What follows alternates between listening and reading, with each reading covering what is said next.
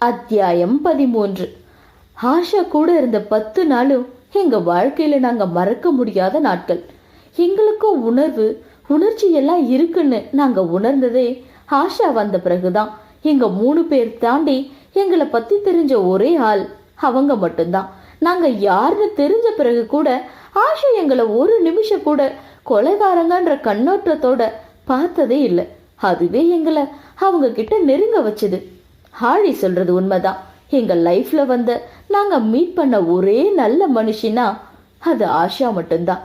In fact நாங்க இப்ப இந்த இடத்துல இருக்கிறதுக்கு ஒரே காரணம் ஆஷா தான். ஐ மீன், எங்க பழைய வாழ்க்கையை விட்டு நாங்க இப்ப இந்த இடத்துல இருக்க அவங்க தான் காரணம். ஆஷா சொன்ன சில விஷயங்கள் எங்களை பத்தியே யோசிக்க வச்சுச்சு என்று கலங்கிய மீராவின் கையை ஆதரவாக அழுத்தினர் ஆழியும் சைத்துவும். ஆஷா ஆழி வீட்டுக்கு வந்து 10 நாட்கள் ஓடி இருந்தது.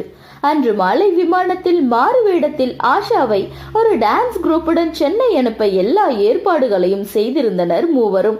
ஆஷா கிளம்பி தயாராகி வந்து, நான் உங்ககிட்ட ஒன்னு சொன்னா இல்ல கேட்டா என்ன கோச்சிக்க மாட்டீங்களே என்று தயங்கி கேட்க மூவரும் சிரித்த முகத்துடன், அதெல்லாம் கோச்சிக்க மாட்டோம், நீங்க தாராளமா என்ன கேட்கணுமோ கேளுங்க என்றாள் மீரா. இல்ல, நீங்களே உங்களை கில்லர்னு சொல்லிக்கிறீங்க. பட் நான் உங்க கூட இருந்த இந்த 10 நாள்ல எனக்கு அப்படி எதுவும் தோணவே இல்லை.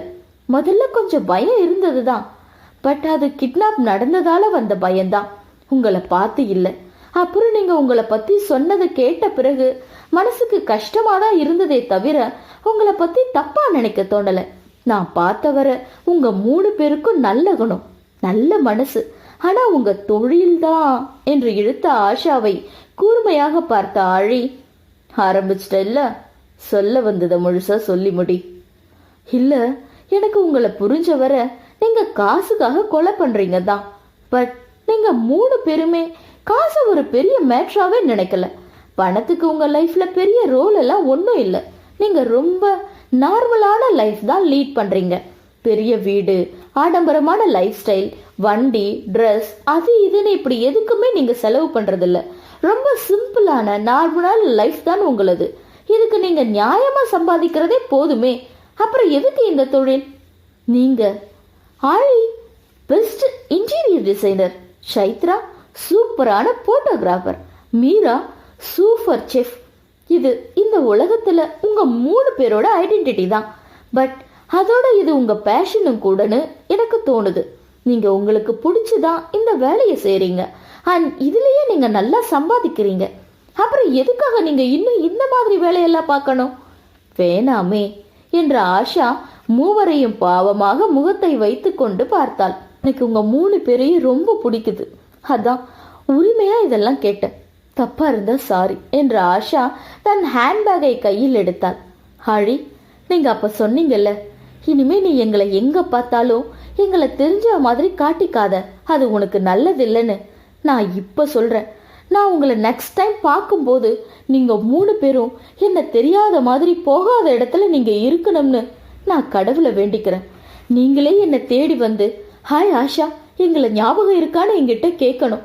அதுக்கு நீங்க இது எல்லாத்தையும் விட்டுட்டு புது வாழ்க்கையை ஆரம்பிக்கணும் என்று அழுதபடியே சொல்லிவிட்டு காரில் ஏறி, நான் போயிட்டு வரேன், என்னை மறந்துடாதீங்க. போற வழி சரியா இருந்தா போய் சேர்ற இடமும் கண்டிப்பா சரியாதான் இருக்கும், யோசிச்சு பாருங்க என்று கையை அசைத்து ஆஷா விடை பெற அது நிழல் படமாக மூவர் மனதிலும் பதிந்தது. ஆஷா சொன்னது உண்மைதான். பணத்துக்காக தான் நாங்க இந்த வேலையை பார்த்தோம்ன்றது பாதி உண்மைதான். பட் அந்த பணம் பெருசா எங்களுக்கு எந்த சந்தோஷத்தையும் தந்ததில்லை. ஆஷா சொன்ன அப்புறம்தான் ஒரு விஷயம் எங்களுக்கு புரிஞ்சது. எங்களோட தேவை ரொம்ப கம்மி. அதுக்கு நாங்க வெளி உலகத்துக்காக பார்க்குற எங்க வேலையில வரும் வருமானமே எங்களுக்கு போதும். அப்புறம் எதுக்கு இனியும் இந்த மாதிரி வேலையை செய்யணும்னு தோணுச்சு. ஏன் நாங்களும் ஆஷா மாதிரி ஒரு சாதாரணமான பொண்ணா இந்த உலகத்துல வாழக்கூடாதுன்ற எண்ணம் வந்தது. நாங்க 3 பேரும் ஒரு மனசா முடிவு பண்ணி அந்த தொழிலை விட்டு வெளியே வர தேவையான எல்லா ஏற்பாடுகளையும் செஞ்சோம். கொஞ்சம் கொஞ்சமா எங்க நெட்வொர்க்கை குறைச்சி அப்புறம் அதை இல்லாமையே செஞ்சோம். எங்களை பத்தின எல்லா தகவல்களையும் அழிச்சோம். 1 வருஷம் எங்களை யாருன்னே தெரியாத கண்ட்ரிக்கெல்லாம் போனோம். கடைசியா யூரோப்ல கொஞ்ச நாள் இருந்தோம். அங்க இருந்தபடியே எங்களுக்காக புது வாழ்க்கைக்கு தேவையான எல்லாத்தையும் ஏற்பாடு பண்ணிட்டு இந்தியா வந்தோம். நான் சென்னைக்கு வரும்போது எனக்குள்ள ஒரு சின்ன ஆசை, பை சான்ஸ் எங்கேயாவது ஒரு தடவை ஆஷாவை பார்க்க மாட்டோமான்னு. பட் என்றவள் ஒரு நிமிடம் கண்களை இறுக்கி மூடி திறந்து, ஆனா நான் ஆஷாவை பார்க்கும் நாள் அவங்க கடைசி நாளா இருக்கும்னு நான் எதிர்பார்க்கல. நேத்து சைத்து போட்டோவை காட்டும் வர இருந்தது எங்களுக்கு தெரிஞ்ச ஆஷான்னு எனக்கு தெரியாது என்றவள் குரல் உடைந்து விட முகில் மெதுவாக ஆழி கையை அழுத்தினான். ஆஷாவை யார் ஆழிக்கொண்டது? எதுக்காக? அப்படி அந்த மெமரி கார்டுல என்னதான் இருந்தது என்ற முகிலை பார்த்து ஆழி வறண்டு சிரிக்க, எந்த கேஸ்க்காக மிஸ்டர் ஆதவும் டெப்டியும் எவிடன்ஸ் தேடி ஊர் ஊரா அலைஞ்சிட்டு இருந்தாங்களோ அந்த கேஸோட ஆணிவேரா இருந்தவனோட உச்சி குடிமையே ஆட்டி அப்படியே புடுங்கி வீசுற எல்லா ஆதாரமும் அந்த மெமரி கார்டுல இருந்தது என்று சைத்ரா சொல்ல ஆண்கள் மூவருக்கும் தூக்கி வாரி போட்டது. ஹேய், நீ என்ன சொல்ற? நீ சொல்றது உண்மையா? இந்த கேஸ்ல சம்பந்தப்பட்டது 3 பேர். அந்த பையன் விமல், அவன் அப்ப, அண்ணா அந்த சைலேஷ். இதுல யார் பத்தி எவிடன்ஸ் ஆஷா கிட்ட இருந்தது? இதை ஏன் ஆஷா எங்க கிட்ட சொல்லல? இப்ப அந்த மெமரி கார்டு எங்க என்று சிபிஐயாக மாறிய ஆதவ் கேள்வி மேல் கேள்வி கேட்க, ஆழி ஆதவை நிமிர்ந்து பார்த்து, சொல்லி இருப்பா மிஸ்டர் ஆதவ், சொல்லி இருந்திருப்பா. அவ அண்ணா அந்த நேரம் அண்டர் கவர் ஆபரேஷனுக்கு போகாம அவ பக்கத்துல இருந்திருந்தா சொல்லி இருப்பான். அவ கட்டிக்கிட்ட புருஷன் நீங்க பெரிய சிபிஐன்னு அவளுக்கு நீங்க சொல்லி இருந்தா அவளும் சொல்லி இருப்பான். ஆனா நீங்க பெத்த அம்மா கிட்டையும் கட்டின பொண்டாட்டி கிட்டையுமே உங்களை பத்தி சொல்லாம விட்டதோட விளைவுதான் ஒரு வகையில ஆஷா சாவுக்கும் காரணமா போச்சு.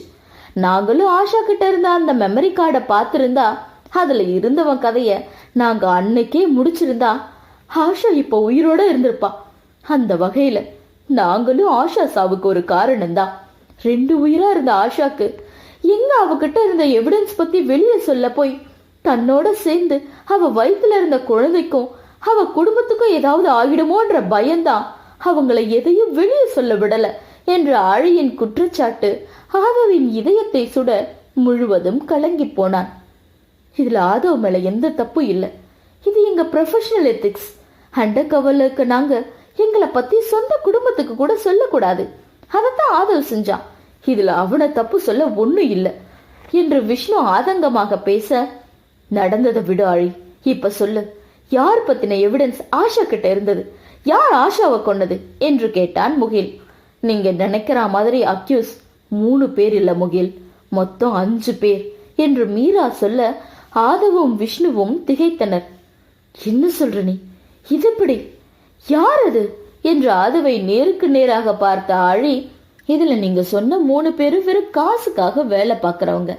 4வது ஆள் பாசத்துக்கும் மானத்துக்கு பயந்து இதுல சேர்ந்த ஆள். அந்த கடைசி ஆள் the mastermind of all this. நீங்க நினைச்சு கூட பார்க்க முடியாத உயரத்துல இருக்க ஆள். நீங்க என்ன, உங்க கவர்மெண்டே அவன் இருக்க திசை பக்கம் கூட சும்மா விரல் நீட்ட கூட பயப்படும். அப்படிப்பட்ட ஒருத்தன் மொத்த ஜாதகத்தையும் கையில வச்சுட்டு இருந்த ஆஷாவை மட்டும் இல்ல, அவ குடும்பத்தையே தூக்கதானே அவன் நினைப்பான் என்று ஆழியின் கண்கள் சிவக்க அவள் உடல் இறுகியது. யார் அது? யார் ஆழியது? அவ யாருன்னு சொல்லு என்று விஷ்ணு ஆழி சொன்ன பேரை கேட்டு உறைந்து நின்றான். நீ நீ என்ன சொல்ற? அவரா என்று ஆண்கள் மூவரும் ஆழி சொன்னதை நம்ப முடியாமல் ஸ்தம்பித்து நின்றனர். எஸ், நாங்க சொன்னது உண்மைதான். ஆஷா சாவுக்கு மட்டுமில்ல, ஆஷா ஃப்ரெண்ட் பிரியங்கா, அவங்க சிஸ்டர்ஸ் காவ்யான்னு இன்னும் நிறைய பேரோட சாவுக்கு காரணம் நீங்க சொன்ன அந்த அவர். இந்தியாஸ் யங் பிசினஸ்மேன், ஒரு பெரிய அரசியல் கட்சி தலைவரோட புள்ள. இன்னைக்கு தேதியில அந்த கட்சியின் அடுத்த தலைவர்னு சொல்ற அளவுக்கு செல்வாக்கோடு இருக்க ஒன்னா நம்ம சைக்கோ மிஸ்டர் யுவராஜ் பிரதாப் தான் இதுக்கெல்லாம் காரணம். ஆதவ் முகில் விஷ்ணுவால் ஆழி சொன்னதை நம்ப முடியவில்லை. இதெப்படி? அவனுக்கு சொசைட்டில நல்ல பேர் இருக்கு. யார கேட்டாலும் அவன் ரொம்ப நல்லவன், ஒழுக்கமான ஆளுன்னு தான் சொல்வாங்க. அப்பா பெரிய அரசியல்வாதியா இருந்தாலும் ரொம்ப நேர்மையான மனுஷன். இவனும் அவங்க அப்பா பவரை எதையும் யூஸ் பண்ணாம தான் சொந்த முயற்சியில நம்பர் 1 பிசினஸ் மேன்ற இடத்துல இருக்க ஆளு.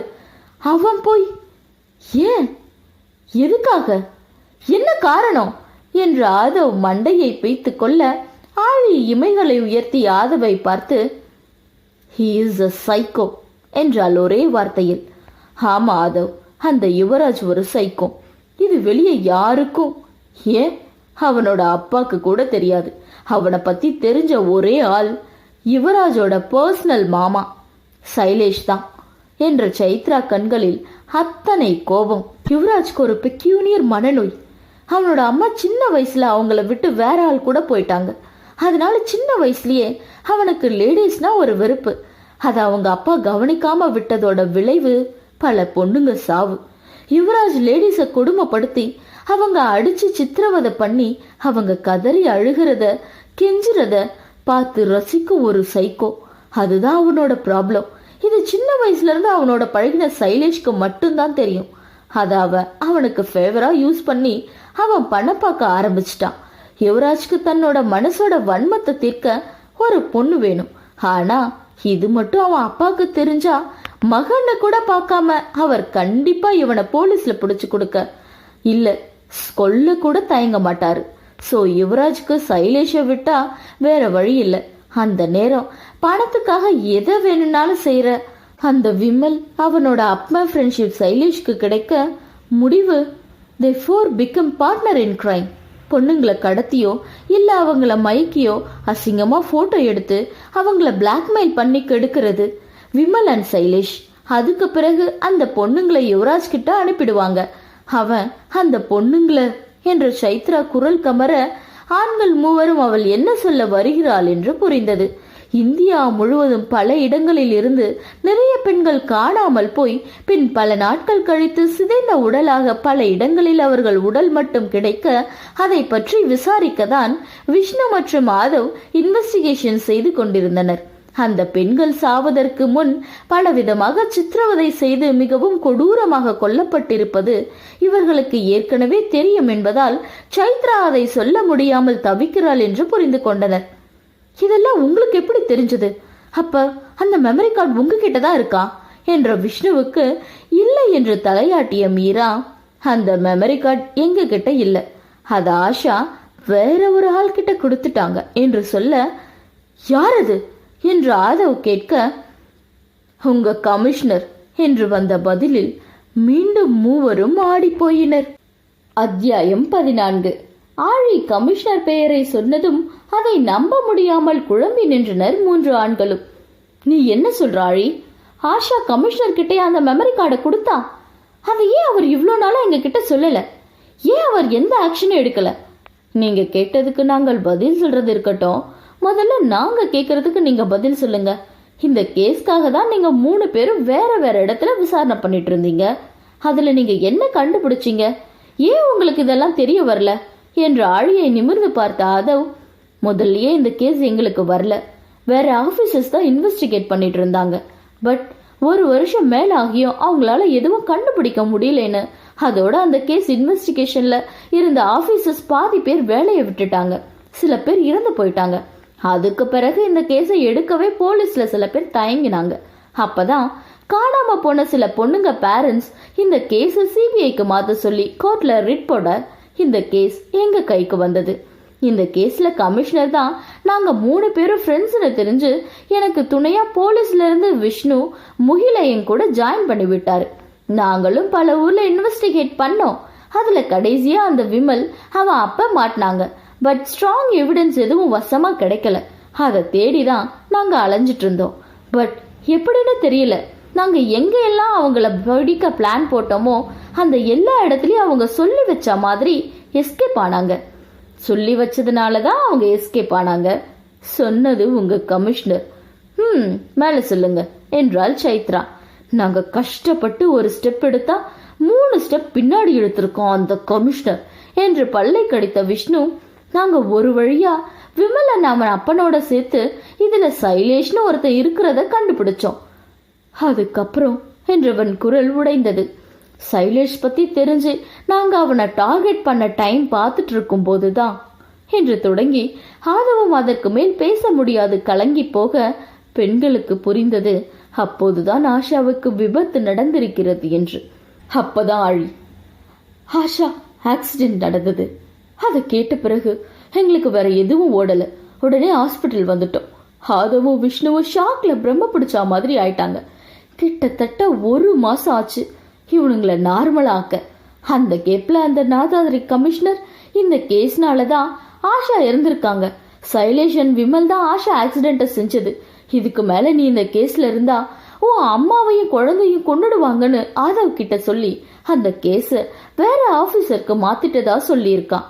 ஆதவும் ஆஷாவை தான் இழந்துட்டோம், நிலாவையும் இழக்க தயாரா இல்லைன்னு அந்த கேஸ்ல இருந்து விலகுறதா சொல்லிட்டான். ஆனா ஆஃப் தி ரெக்கார்ட் நாங்க 3 பேரும் இன்னும் இந்த கேஸ் பத்தி யாருக்கும் தெரியாம விசாரணை பண்ணிட்டு தான் இருக்கோம். அதுல சைலேஷ்க்கு மேல யாரோ இருக்காங்கன்னு எங்களுக்கு தெரிஞ்சது. பட் அது யாருன்னு எங்களுக்கு தெரியல. சைலேஷ் எங்க இருக்கான்னு தெரியல. ஸோ அன்அஃபிஷியலா விமலையும் அவங்க அப்பாவையும் கடத்தி விசாரிச்சோம். பட் அவங்களுக்கும் எதுவுமே தெரியல. அதுக்குள்ள கமிஷனர் அங்க வந்து இந்த கேஸ்ல இருந்து உங்களை ரிலீவ் பண்ண பிறகு நீங்க இப்படி அன்அஃபிஷியலா இவங்களை கடத்தி இருக்க விஷயம் வெளியே தெரிஞ்சா எவ்வளவு பெரிய பிரச்சனை வரும்னு தெரியுமா? கம்பி கட்டுற கதையெல்லாம் சொல்லிட்டு அவங்கள கூப்பிட்டு போயிட்டார். அப்பதான் நாங்க அவங்கள கடத்தின மேட்டர் கமிஷனருக்கு எப்படி தெரிஞ்சதுன்னு எங்களுக்கு சந்தேகம் வந்தது. அதுல இருந்து எங்க இன்வெஸ்டிகேஷன் பத்தி அந்த ஆளுக்கு எதுவும் தெரியாம பாத்துக்கிட்டோம். அதோட நிலாக்கு ஒன்னும் ஆகிடக்கூடாதுன்ற பயம் வேற என்று முகில் நடந்ததை சொல்ல, விமலுக்கும் அவன் அப்பனுக்கும் சைலேஷம் மட்டும்தான் தெரியும். யுவராஜ் பத்தி அவனுங்களுக்கும் எதுவும் தெரியாது. அப்படி ஒருத்தனுக்காகத்தான் அவனுங்க வேலை பாக்குறானுங்க கூட அவனுங்களுக்கு தெரியாது என்று நிமிர்ந்து ஆதவை பார்த்த ஆழி, சோ நேர் வழியில போனா பாப்பாக்கு ஏதாவது ஆகிடும்னு பயந்து என்ன செய்யறதுன்னு யோசிக்கும் போது அந்த நேரம் என்னை பத்தி தெரிஞ்சு அவங்கள முடிக்கிற வேலையை என்கிட்ட கொடுத்தீங்க. ஆமை கரெக்ட் என்று ஆழியை நிமிர்ந்து பார்த்தான் ஆதவ். எஸ் ஆழி, அவங்கள அப்படியே விட எங்களால எப்படி முடியும்? என்னோட தங்கச்சி ஆஷா, அவ பாவம் தெரியுமா, ரொம்ப அப்பாவி. அவளை போய் என்று கோவத்தில் எழுந்த விஷ்ணு, அந்த கமிஷனர் ராஸ்கலை நான் சும்மா விட மாட்டேன். இப்பவே போய் அவனை என்ன செய்யறேன்னு பாரு என்று எழுந்த விஷ்ணு கையை பிடித்து நிறுத்திய மீரா, போகும்போது மறக்காம ஒரு மலர் வளைய வாங்கிட்டு போங்க.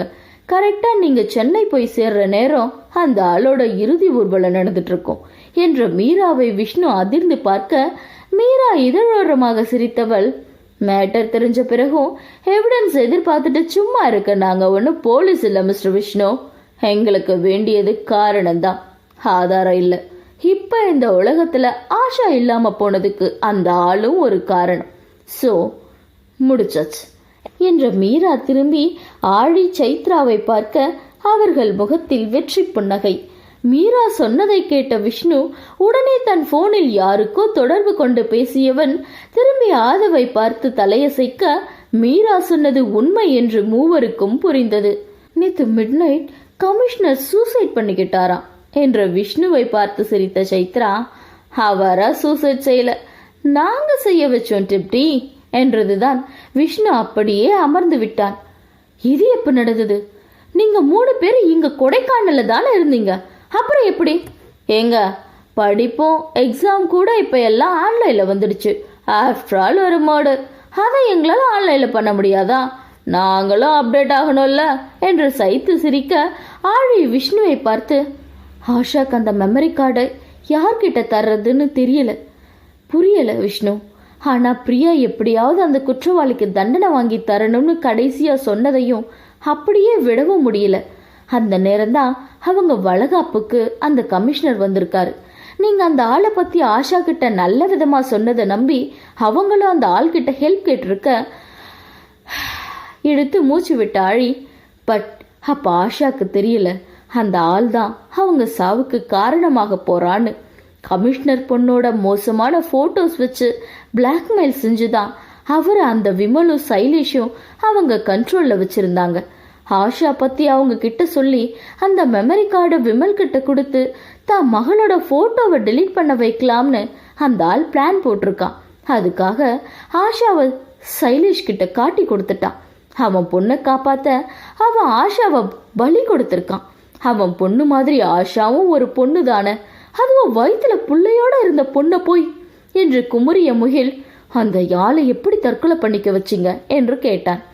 எந்த பொண்ணுக்காக அவன் ஆஷாவை காட்டி கொடுத்து அவங்க சாவுக்கு காரணமா இருந்தானோ அந்த பொண்ணை வச்சே அவன் கதையை முடிச்சோம். விமல் சிஸ்டம் ஹேக் பண்ணி அதுல இருந்து எல்லாத்தையும் நாங்க டெலீட் பண்ணோம். அப்படி செய்யும்போது அதுல கமிஷனர் பொண்ணு ஃபிக்ஸ் இருந்ததை பார்த்தோம். எதுக்கும் இருக்கட்டும்னா அது விமல் சிஸ்டம்ல இருந்து டெலீட் பண்ணிட்டு நாங்க எங்க டேட்டாபேஸ்ல சேவ் பண்ணி வச்சோம்.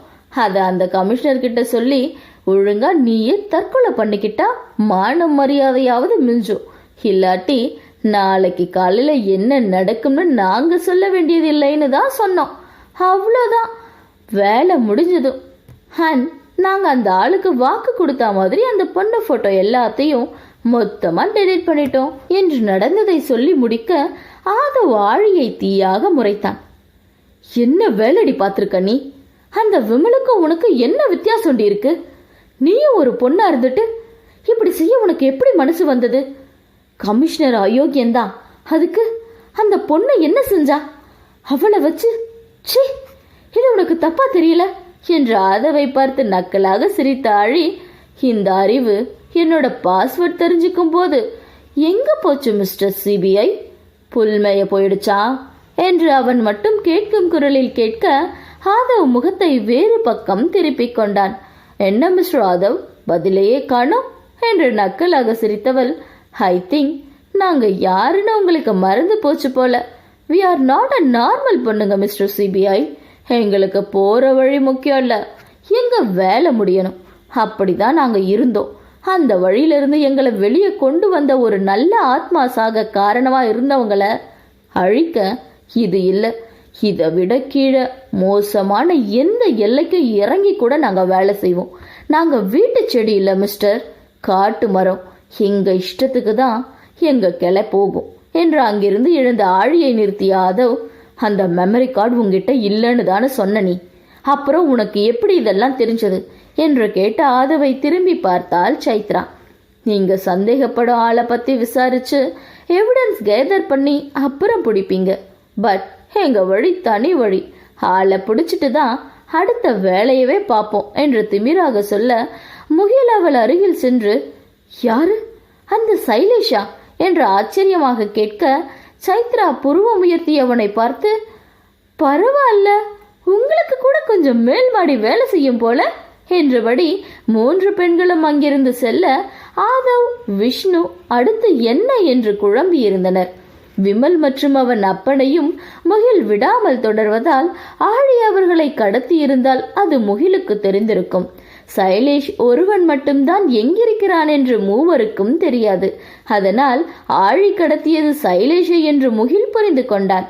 ஆனால் போலீசுக்கே சிக்காத சைலேஷ் இந்த பெண்கள் பொறியில் எப்படி சிக்கினான் என்று 3 போலீஸ் மூளைக்கும் புரியவில்லை. முகில் போய்க் கொண்டிருந்த பெண்களை நிறுத்தி அவன் சந்தேகத்தை கேட்க ஆழி அவனை பார்த்து சிரித்தபடி, விஷ்ணு அண்ணா ஃபர்ஸ்ட் டைம் பார்க்கும்போது சொன்னார், நீ செம்ம அழகா ஹாட்டா இருக்கன்னு என்றவள் சிரித்து கொண்டே அங்கிருந்து செல்ல மூவருக்கும் புரிந்து விட்டது சைலேஷ் எப்படி இந்த அழகு பெண்களிடம் அலேக்காக சிக்கி இருப்பான் என்று. ஆனால் இது எப்போது நடந்தது? அத்தியாயம் 15. ஆழி, பிளான் ரெடியா என்று கேட்ட சைத்ராவை பார்த்து கட்டை விரலை உயர்த்தி காட்டினாள் ஆழி. எப்போ ஆழி ஸ்டார்ட் பண்ணணும்? இன்னைக்கு ஈவினிங் மீரா. அந்த விமல் பரதேசி சவுக்கு தோப்பு பக்கம் இன்னைக்கு பொம்பளைங்களை பொறுக்க போகுதான். நம்ம அங்க வச்சு அவனை தூக்கிடலாம். ஏன் ஆழி தூக்கணும்னு சொல்ற? பேசாம அங்கேயே முடிச்சு விட்டுற வேண்டியது தானே, எதுக்கு தேவையில்லாத டைம் வேஸ்ட் என்ற மீராவை பார்த்து இடபலமாக இல்லை என்று தலையாட்டிய ஆழி, இல்ல மீரா, அப்படி செஞ்சா அவனோட டெட் பாடி அவன் அப்பனுக்கு கிடைச்சிடும். அப்புறம் ஊரே கூடி ஒப்பாரி வச்சு சகல மரியாதையோட அவனை அடக்கம் பண்ணிடுவாங்க. அது நடக்கக்கூடாது. அந்த பொணத்துக்கு கூட எந்த மரியாதையும் கிடைக்கக்கூடாது. எத்தனை பொண்ணுங்க மானமும் உயிரும் போக அந்த புறம்போக்கு காரணமா இருந்துச்சு. அவனுக்கு அவனோட சாவு அவ்வளோ சாதாரணமா இருக்கக்கூடாது.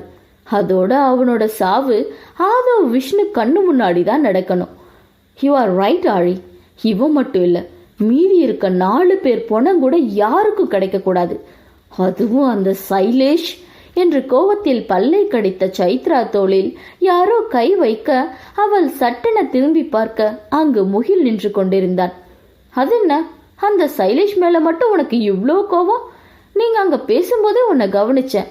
அவன் பேரை கேட்கும் போதெல்லாம் உன் முகம் ஒரு மாதிரி மாறுச்சு என்றவனை முறைக்க சைத்ரா தோளில் இருந்து அவன் கையை தட்டிவிட்டு, அது உங்களுக்கு தேவையில்லாத விஷயம். நீங்க யார் என்ன கேள்வி கேட்க? போய் உங்க வேலையை பாருங்க. வந்துட்டாரு பெரிய இவராட்டம் என்று கத்த, சைத்ரா என்ற மீராவின் அதட்டலில் சைத்ரா மீராவை முறைத்து விட்டு முகத்தை திருப்பிக் கொண்டாள். விடுங்க மீரா, அவங்க மேல தப்பில்ல. நான் தான் அவங்க முகம் வாடி இருந்ததை பார்த்து ஒரு வேகத்துல கேட்டுட்டேன். அவங்க சொன்னது கரெக்டான.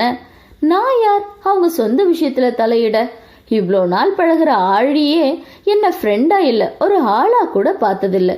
அப்புறம் இவங்களை என்ன சொல்றது என்ற முகில் அங்கிருந்து நகர, முகில் என்ற ஆழியின் குரலில் அங்கேயே நின்றான். நான் யாருன்னு உனக்கு முன்னாடியே தெரியும்ல என்று கேட்க முகில் ஆமாம் என்று தலையாட்டினான். நீ ஏன் அதை என்கிட்ட சொல்லல? இல்ல, ஏன் என்கிட்ட அதை பத்தி எதுவும் கேட்கல? சொல்லாததுக்கு காரணம் ஆதவ். அவன் என்ன நம்பி என்கிட்ட சொன்ன விஷயத்த உன்கிட்ட சொல்லி அவன் என் மேல வச்சிருக்க நம்பிக்கையை உடைக்க என்னால முடியாது. Because he is my friend. கேட்காததுக்கு காரணம், நீங்க பண்ணது எனக்கு பெரிய தப்பா தெரியல. நீங்க தப்பான ஆளுங்களை தான் டார்கெட் பண்ணிருக்கீங்க. அதுவும் ஒரு வகையில இந்த நாட்டுக்கு நன்மைதான். ஆஸ் அ சிட்டிசன் அதை நான் தப்பு சொல்ல மாட்டேன். அதான் உங்ககிட்ட எதுவும் கேட்கல என்றவனை பார்த்து லேசாக இதழ் வளைத்த ஆதி, ஒருவேளை நீ என்கிட்ட கேட்டிருந்தா நான் அதை பத்தி உங்ககிட்ட பேசியிருப்பேன்னு நீ நினைக்கிறியா என்ற ஆழியை கண்கள் சுருக்கி பார்த்தான் முகில். அப்படியே சொல்லிட்டாலும் இதோ இப்ப சைத்ரா சொன்ன அதே டைலாக் தான் நீயும், யாரு என்ன நீ கேள்வி கேட்கன்னு தான் கேட்டிருப்ப எனும் போதே கண்டிப்பா சொல்லி இருப்பேன் என்ற ஆழியின் பதிலில் முகில் திரும்பி ஆழியை பார்த்தான். ஆமா முகில், நீ கேட்டிருந்தா நான் கண்டிப்பா சொல்லியிருப்பேன். பிகாஸ் ஒரு வகையில நீயும் ஆஷா மாதிரி தான். நான் என் வாழ்க்கையில ஆஷா கடுத்து பார்த்த ஒரு நல்ல சோல் நீதான். உனக்கு என்னை பத்தி எல்லாம் தெரிஞ்ச பிறகும் கூட நீ என்கிட்ட வேற மாதிரி பிஹேவ் பண்ணதில்லை. எப்பவும் போல நீ என்ன முதல் தடவை எந்த மரியாதையோட பாத்தியோ அதே மரியாதை இந்த நிமிஷம் வர உன் கண்ணில் எனக்காக நான் பாக்குறேன். நான் யாருன்னு தெரிஞ்சும் மதியம்மா கூட சேர்ந்து ஆதவ் கூட எனக்கு கல்யாணம் நடக்க பிளான் போட்டுட்டு இருக்க. உன்கிட்ட என்னை பத்தி சொல்லாம வேற யார்கிட்ட நான் சொல்ல போறேன் என்ற ஆழியின் வார்த்தையில் முகில் கண்கள் லேசாக கலங்கியது. ஹேய், சும்மா பொய்யெல்லாம் சொல்லாத. நான் ஆதவ் பத்தி பேசும்போது எப்ப தொழில மாத்தினீங்கன்னு கேட்டு என்ன நீ கலாய்க்கல? அப்ப இருந்து நான் உன் மேல செம்ம காண்டுல இருக்கேன் தெரியுமா என்றவன் முகத்தை திருப்பிக் கொண்டு தன் கண்களை துடைத்துக் கொள்ள ஆழியும் மீராவும் அவனை பார்த்து புன்னகைக்க சைத்ரா கூட கோபம் குறைந்து லேசாக சிரித்தாள். ஓ அப்படி, சார் நீங்க செம்ம கடுப்புல இருக்கீங்கல்ல என்று கேலியாக சிரித்தவள், அப்ப எதுக்கு சார் கொஞ்ச நாளா நான் எங்க போனாலும் பாடி கார்டு மாதிரி என்ன ஃபாலோ பண்ணிட்டு வரீங்க என்றவளை அதிர்ந்து பார்த்தான் முகில்.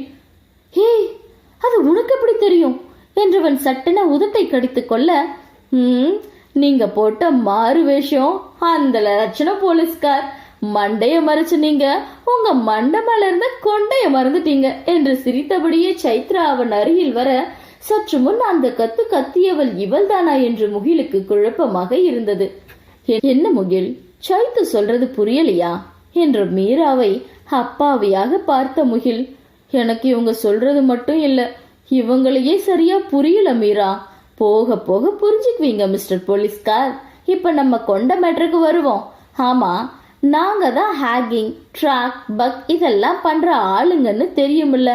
அப்புறம் என்ன வெண்மைக்கு ஆழி பின்னாடி போனீங்க என்று சைத்ராவை புரியாமல் பார்த்த முகில் சற்றென கண்கள் விரிய, ஹே அப்ப நீங்க என்ன ட்ராக் பண்ணிட்டு இருக்கீங்களா என்று அதிர்ந்தவனை பார்த்து வயிற்றை பிடித்து கொண்டு சிரித்த சைத்ரா, ஆழி இது டியூப்லைட் கூட இல்லடி, வாழ மட்ட, ரொம்ப கஷ்டம் என்று சொல்லி சிரிக்க அவளை முறைத்தான் முகில்.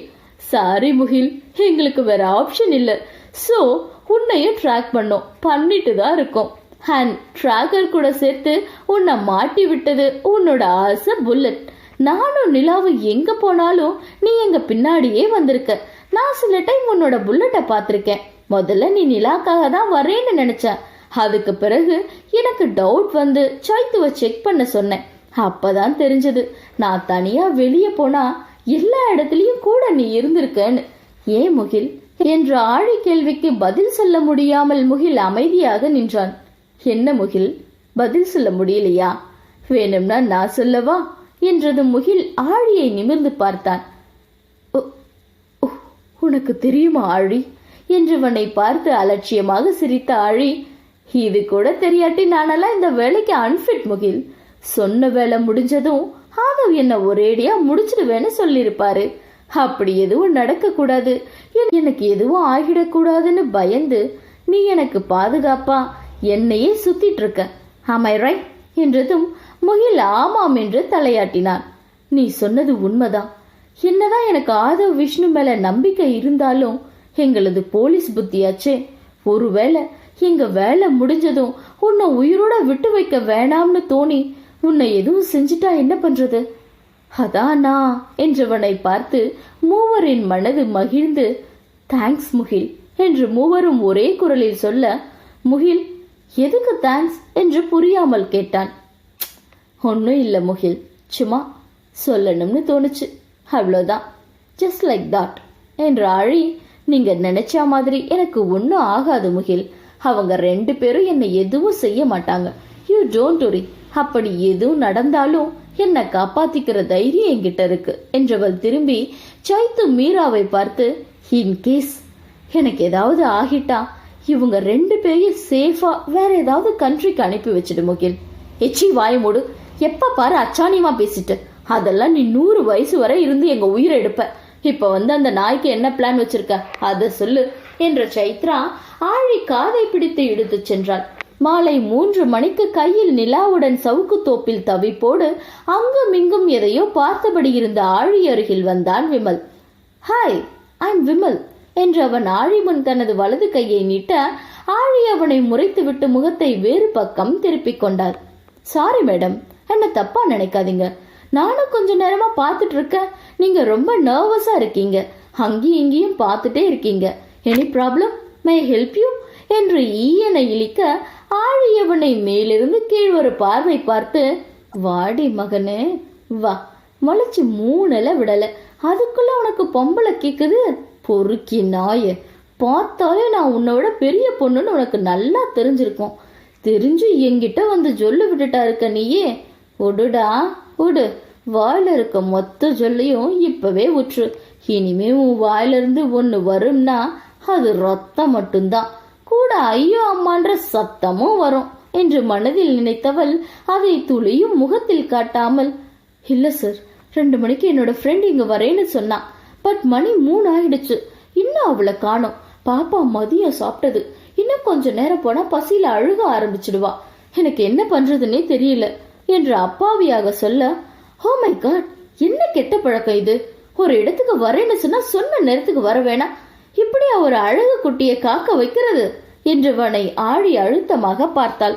ஐயோ தப்பா நினைக்காதீங்க, நான் குழந்தைய சொன்ன என்றவன் நிலா கன்னத்தை கிள்ள வர அவன் கை குழந்தையை தொடுவதை விரும்பாத ஆழி வெடுக்கென்று நிலாவின் முகத்தை தன் தோளில் அழுத்திக் கொண்டாள்.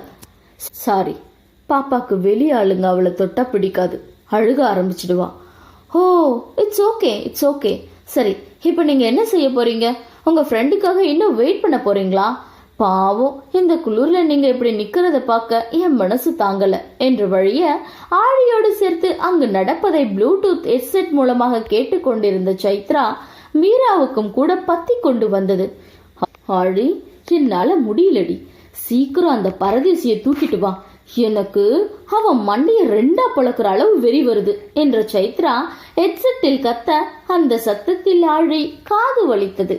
என்ன மேடம், நான் கேட்டுட்டு இருக்க, நீங்க அமைதியா இருக்கீங்க என்று விமலை பார்த்த ஆழி, இல்ல சார், இதுக்கு மேல இங்க வெயிட் பண்ண முடியாது, நான் வீட்டுக்கு போகணும், வீட்டுல வேற யாரும் இல்ல என்றதுதான். விமலின் குறுக்கு புக்தி உள்ளே ஒரு திட்டம் போட அவன் மரணமே, சீக்கிரம் என்ன பார்க்க நீயே பிளான் போடுறியடா என்று அவனை பார்த்து சிரித்தது. இப்ப என்ன பண்ண போறீங்க மேடம் என்று பாவம் போல் கேட்டவன், வேணும்னா நான் உங்களை வீட்டுல டிராப் பண்ணவா என்று ஆழிக்கு வலையை வீச அவனுக்கு தெரியாது அவன் வீசிய வலையில் அவனே விழப்போகிறான் என்று. ஓ, ரொம்ப தேங்க்ஸ் சார். இங்க வண்டி எதுவும் அவ்வளோ சீக்கிரம் கிடைக்காது. அதோட என் வீடு கொஞ்சம் உள்ள இருக்கு. டாக்ஸி கூட கிடைக்காது. என்னடா செய்யறதுன்னு தவிச்சு போயிருந்தேன். ரொம்ப தேங்க்ஸ் சார் என்று ஆழி அவன் காரில் ஏறிக்கொண்டவள் கார் கதவில் சின்ன டிவைஸ் ஒன்றை ஒட்டிவிட்டாள். இனி அந்த காரின் ஜிபிஎஸ்ஐ வைத்து விமல் போன திசையை யாரும் கண்டுபிடிக்க முடியாது. ஆழி சொன்ன வழியில் விமல் காரை ஓட்ட, காரின் சைடு வியூ மிரர் வழியே அவர்கள் சென்ற காரின் பின்னால் சைத்ரா மீரா கார் பின்தொடர, அந்த காருக்கு பின்னால் வந்த புல்லட்டை கவனித்த ஆழி முகத்தில் சின்னதாய் புன்னகை. விமலுடன் ஆழி பாதி காட்டுக்குள் தனியே தன்னந்தனியே என்று ஒற்றையாக நின்ற அந்த வீட்டுக்கு முன் காரில் வந்து இறங்கினார். இனி விமல் கதி, ஆழியின் ஆட்டம் ஆரம்பம்.